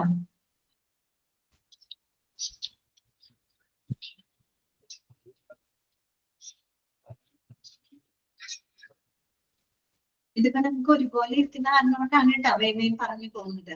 കാര്യം എല്ലാം സിമിലർ ആണ് കേട്ടോ. ഇതിന് ക്വസ്റ്റ്യൻ വരുമോ? ക്വസ്റ്റ്യൻ വരാം. ഞാൻ പറഞ്ഞല്ലോ, നമ്മൾ ആ ഡിസ്ഇൻഫെക്ടന്റ് സൊല്യൂഷൻ ഒക്കെ ഒന്ന് നോട്ട് ചെയ്ത് വെക്കാം. അവിടെയൊക്കെയാണ് ചില വ്യത്യാസങ്ങൾ നമുക്ക് കാണാൻ പറ്റുന്നത് അല്ലെ. അതൊക്കെ വേണമെങ്കിൽ എടുത്ത് ചോദിക്കാം കേട്ടോ. അതുപോലെ പൊതുവെ വരുന്ന സ്റ്റെപ്പുകൾ ഏതൊക്കെയാണെന്നൊക്കെ ഒന്ന് മനസ്സിലാക്കി വെക്കാം. നമുക്ക് വായിക്കുമ്പോൾ തന്നെ ക്ലിയർ ആവുമല്ലോ. ഓപ്ഷൻസ് വായിക്കുമ്പോൾ തന്നെ പെട്ടെന്ന് നമുക്ക് കിട്ടും. ഓക്കെ, ഇത് ഒഴിവാക്കരുത്, വായിച്ചു പോകുക കേട്ടോ. വായിച്ച് മനസ്സിലാക്കിയിരിക്കുക. നിങ്ങളെ സംബന്ധിച്ച് നിങ്ങൾക്ക് ആ ഓപ്ഷൻ കാണുമ്പോൾ ഐഡന്റിഫൈ ചെയ്യാനായിട്ട് പറ്റും. ഓക്കെ, അടുത്തത് എന്താണ്? Radio active spillage waste management കേട്ടോ. അടുത്ത ടൈപ്പാണ് നമ്മൾ പഠിക്കുന്നത്. Radio active spillage waste management. നമുക്കറിയാം റേഡിയോ ആക്റ്റീവ് മെറ്റീരിയൽസുകൾ ഉണ്ട് അല്ലെ. അത് ഈ പറയുന്ന പോലെ റേഡിയോ ആക്റ്റീവ് ആണ്, റേഡിയേഷൻസിനെ പുറത്തു വിടുന്ന മെറ്റീരിയൽസുകളാണ്. അത്തരം റേഡിയേഷൻസ് നമ്മുടെ ഹെൽത്തിനെ ബാധിക്കുന്നതാണ്. ഓക്കെ, അപ്പൊ അതൊക്കെ തന്നെ അത് വളരെയധികം ശ്രദ്ധയോടുകൂടി തന്നെ മാനേജ് ചെയ്യേണ്ട മറ്റൊരു സ്പില്ലേജ് വേസ്റ്റ് ആണ് കേട്ടോ. റേഡിയോ ആക്റ്റീവ് സ്പില്ലേജ് നമുക്കറിയാം. റേഡിയോ ആക്റ്റീവ് ഐസോട്ടോപ്പ് ഒക്കെ നിങ്ങൾ ഇതിനകത്ത് പഠിച്ചിട്ടുണ്ട് അല്ലെ, ഫാർമസിയിലൊക്കെ കേട്ടിട്ടുണ്ട് അല്ലെ. വളരെ അൺസ്റ്റേബിൾ ആയിട്ടുള്ള ഒരു മെറ്റീരിയൽ ആണ് അല്ലെ. അത് പുറത്തേക്ക് റേഡിയേഷൻസിന് പുറത്തേക്ക് എമിറ്റ് ചെയ്തിട്ടാണ് കുറെ കൂടെ സ്റ്റേബിൾ ആയിട്ടുള്ള മെറ്റീരിയൽ ആയിട്ട് മാറുന്നത്. അത് പുറത്തു വിടുന്ന റേഡിയേഷൻസ് എന്ന് പറഞ്ഞാൽ വളരെ ഹസാർഡസ് ആയിട്ടുള്ള റേഡിയേഷൻസ് ആണ് കേട്ടോ. എങ്ങനെ അതിനെ മാനേജ് ചെയ്യാൻ നോക്കാം. നോക്കിയേ, radioactive spillage can be dangerous to human health and environment. The steps to be taken for managing radioactive spillage waste. First എന്ത് ചെയ്യാം? ഇവാക്യുവേറ്റ് ദ ഏരിയ അല്ലെ. ആ ഏരിയനെ നമ്മൾ ഐസോലേറ്റ് ചെയ്യാം, അവിടെയുള്ള ആളുകളെയൊക്കെ മാറ്റാം, മറ്റുള്ള ഏരിയകളിൽ നിന്നുമൊക്കെ അതിനെ പ്രത്യേകം നമ്മൾ എന്ത് ചെയ്യാം, ഐസോലേറ്റ് ചെയ്യാം അല്ലെ. Okay, if the spill is notable, evacuate the area and call the emergency services. Emergency service route വിളിക്കാം. Wear protective equipment. Personnel should use active personal protective equipment like gloves, goggles, and respirators before going to the spill to avoid the connection with the radioactive material and prevent. Okay. Then അടുത്തത് എന്താണ്? Contain the spill. Contain the spill. Use absorbent material like a sand or absorbent pants to contain the spill and prevent it from spreading. Pattern alla putten anda. Put the material in a labeled radioactive waste bag and discard the disposal. Similar, ഒരേ പോലത്തെ സ്റ്റെപ്പുകൾ തന്നെ കേട്ടോ. വീണ്ടും പറഞ്ഞ് ഓർഡിപ്പിക്കുന്നില്ല. പിന്നെ അതിനുശേഷം clean up the spill കേട്ടോ. ആ ഏരിയ നല്ലപോലെ നമ്മൾ ക്ലീൻ ചെയ്യാം അല്ലെ. Okay, use suitable spill kits or adhere to the manufacturer's directives for the proper use of absorbent materials to clean up the spill. Cautious not to spread the radioactive material during cleanup. Cleanup ചെയ്യുമ്പോൾ ഇത്ര materials spread ആവുന്നില്ല എന്ന് നമ്മൾ ഉറപ്പുവരുത്തണം കേട്ടോ. Okay, അത്രയും dangerous ആയിട്ടുള്ള വേസ്റ്റുകളാണ്. പിന്നെയോ ഡിസ്പോസ് ഓഫ് വേസ്റ്റ് അല്ലെ, വേസ്റ്റ് ഡിസ്പോസ് ചെയ്യാം. All materials that come into contact with a radioactive material should be discarded as a radioactive waste in labeled bags or containers. പ്രത്യേക റേഡിയോആക്റ്റീവ് വേസ്റ്റ് എന്ന് എഴുതിയിട്ടുള്ള ബാഗിലോ കണ്ടെയ്നേഴ്സിലോ ആക്കിയിട്ട് നമ്മൾ അതിനെ ഡിസ്പോസ് ചെയ്യാം. Follow local, state and federal regulations for the disposal of radioactive waste. അപ്പൊ അതിനെ dispose ചെയ്യാനായിട്ട് കൃത്യമായിട്ടുള്ള ലോക്കൽ, സ്റ്റേറ്റ്, ഫെഡറൽ റെഗുലേഷൻസുകളൊക്കെ ഫോളോ ചെയ്യാം. Then report the spill. Spills should be intimated to the concerned staff for the documentation and the investigation. Okay, similar ആണ് കേട്ടോ. Okay അല്ലേ?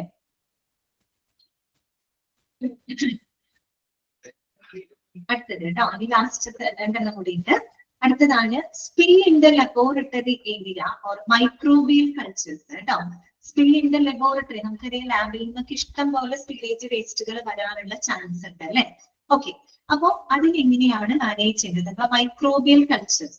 Microbial culture എന്ന് പറഞ്ഞാല് നമ്മള് ലാബ് എന്ന് പറയുമ്പോൾ നമ്മള് എന്താണ് രോഗനിർണയ ഡയഗ്നോസിസ് ആണ് അവിടെ നടക്കുന്നത് അല്ലെ. അപ്പൊ ഈ പറയുന്ന ക്ലിനിക്കൽ സ്പെസിമെൻസിലുള്ള ബാക്ടീരിയ, വൈറസ്, ഫംഗസ് ഇങ്ങനെയുള്ളതിനൊക്കെ നമ്മൾ റിസർച്ചിലൂടെ അതിനെ കൾച്ചർ ചെയ്തിട്ടാണ് നമ്മൾ പല രോഗങ്ങളെയും നമ്മൾ ഡയഗ്നൈസ് ചെയ്യുന്നത് അല്ലെ. അപ്പൊ നമ്മൾ ചില മൈക്രോബിയൽ കൾച്ചർ എന്ന് പറയുന്നത് നമ്മൾ ചില ബാക്ടീരിയയുടെ നേച്ചർ അറിയാൻ, എന്ത് ബാക്ടീരിയ ആണ് എന്ത് വൈറസ് ആണെന്ന് കണ്ടുപിടിക്കാൻ അതിനൊരു കൺട്രോൾഡ് എൻവയോൺമെന്റിൽ നമ്മൾ അതിനെ ഗ്രോ ചെയ്യിപ്പിക്കും. ഓക്കെ, അങ്ങനെ ഒരു കൾച്ചർ ഇതുകൊണ്ടാണ് നമ്മൾ ആ ഒരു രോഗം എന്താണെന്നുള്ളതും ആ ബാക്ടീരിയയുടെ നേച്ചർ ഒക്കെ നമ്മൾ ഡയഗ്നൈസ് ചെയ്യുന്ന ആ രീതിയിലാണ് കേട്ടോ. ഓക്കെ, അപ്പൊ അത്തരം സ്പില്ലേജ് വേസ്റ്റുകൾ ഏത് രീതിയിലാണ് മാനേജ് ചെയ്യുന്നത്? Use PPE. PPE means lab coat, chemical resistant gloves, safety gloves and mask. Notify all persons in immediate area and vacate area കേട്ടോ. അവിടെ തന്നെ ആളുകൾ എത്രയും പെട്ടെന്ന് വെക്കേറ്റ് ചെയ്യാം, ഇവാക്യുവേറ്റ് ചെയ്യാനാണ് ഉദ്ദേശിക്കുന്നത് കേട്ടോ. ദെൻ എന്ത് ചെയ്യാം? Cover the spill with absorbent material drenched in bright disinfectant. നമ്മളൊരു ഡിസ്ഇൻഫെക്റ്റന്റിന് ഡ്രഞ്ച് ചെയ്തിട്ടുള്ള മുക്കിയിട്ടുള്ള ഒരു അബ്സോർബന്റ് മെറ്റീരിയൽ ഉപയോഗിച്ച് ആ സ്പില്ലിനെ നമ്മൾ എന്ത് ചെയ്യാം? അബ്സോർബ് ചെയ്തെടുക്കാം കേട്ടോ. അപ്പൊ ഉപയോഗിക്കുന്ന സൊല്യൂഷൻ അവിടെ എഴുതിയിട്ടുണ്ട്, ഒന്ന് നോട്ട് ചെയ്ത് വെച്ചോ. നേരത്തെ പറഞ്ഞതാണ് hypochlorite solution with a concentration of 1% available chlorine, 80% ethanol കേട്ടോ. ബാക്കി വാട്ടർ ആണ് കേട്ടോ. 1% available chlorine, 80% ethanol. ഓക്കെ, ഇതിൽ ആൽക്കഹോൾ ആണ്. ദെൻ ബാക്കി വാട്ടർ ആണ് കേട്ടോ. അങ്ങനെ ഒരു ഹൈപ്പോക്ലോറേറ്റ് സൊല്യൂഷൻ ഉപയോഗിച്ചുകൊണ്ട് നമ്മൾ ആ ഏരിയ ഡിസ്ഇൻഫെക്ട് ചെയ്യാം.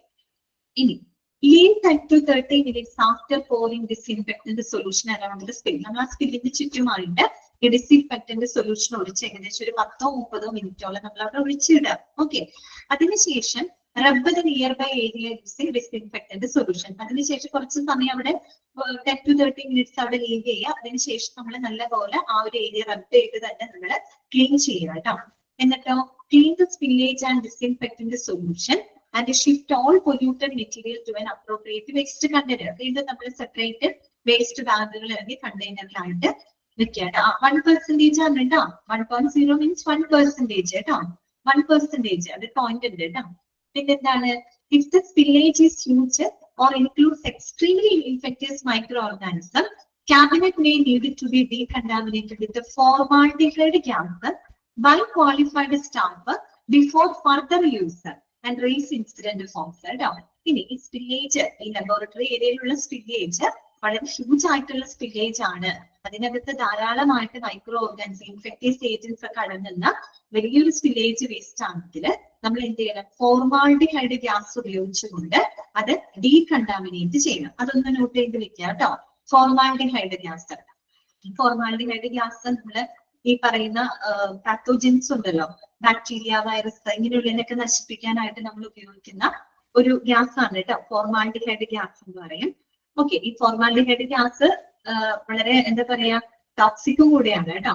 ദാറ്റ് മീൻസ് അത് ശരിയായിട്ട് തന്നെ ഹാൻഡിൽ ചെയ്യേണ്ടതുണ്ട്. നമ്മൾ ഇത്തരത്തിലുള്ള മൈക്രോ ഓർഗാനിസംസിന് ഇൻഫെക്റ്റഡ് ആയിട്ടുള്ള ഇത്തരത്തിലുള്ള ബാക്ടീരിയ, വൈറസ്, ഇതിനെയൊക്കെ നശിപ്പിക്കാനായിട്ട് നമ്മൾ ഉപയോഗിക്കുന്ന ഒരു ഗ്യാസ് കേട്ടോ. സൊല്യൂഷൻ അല്ല, അതൊരു ഗ്യാസ്, ഫോർമാൽഡിഹൈഡ് ഗ്യാസ് കേട്ടോ. അതൊന്ന് നോട്ട് ചെയ്ത് വെക്കാം.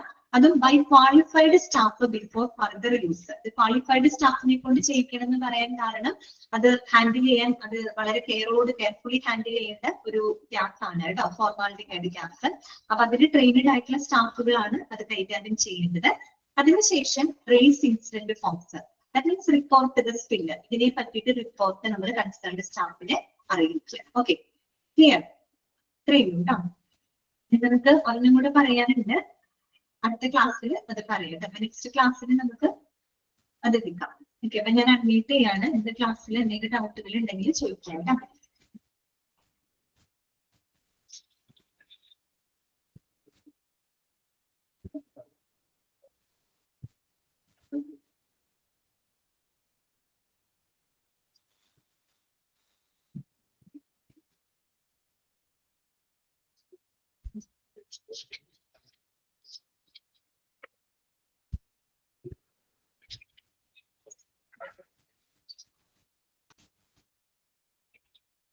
ഓക്കെ, വേറെ ഡൗട്ട്സ് ഒന്നും ഇല്ലാന്ന് വിചാരിക്കുന്നു കേട്ടോ. അപ്പൊ നമുക്ക് നെക്സ്റ്റ് ക്ലാസ്സിൽ കാണാം കേട്ടോ. Okay, thank you.